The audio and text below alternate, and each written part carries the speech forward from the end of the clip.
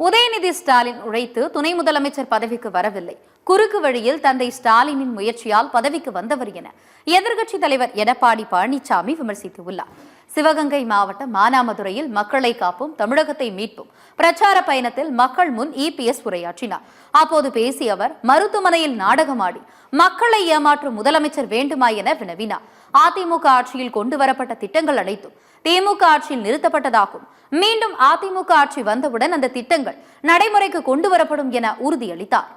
தொடர்ந்து பேசிய இபிஎஸ் உதயநிதி ஸ்டாலின் உழைத்து துணை முதலமைச்சர் பதவிக்கு வரவில்லை என்றும் ஸ்டாலினின் முயற்சியால் குறுக்கு வழியில் பதவிக்கு வந்தவர் என விமர்சித்தார்.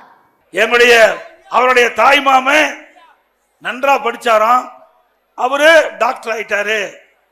நான் சரியா படிக்கல, முதலமைச்சர் ஆயிட்டு சொன்னேன். யாரு மக்கள் ஆக்கல, உங்க குடும்பத்தை சேர்ந்த ஸ்டாலின் தான் உங்களை துணை முதலமைச்சர் ஆக்கியிருக்காங்க.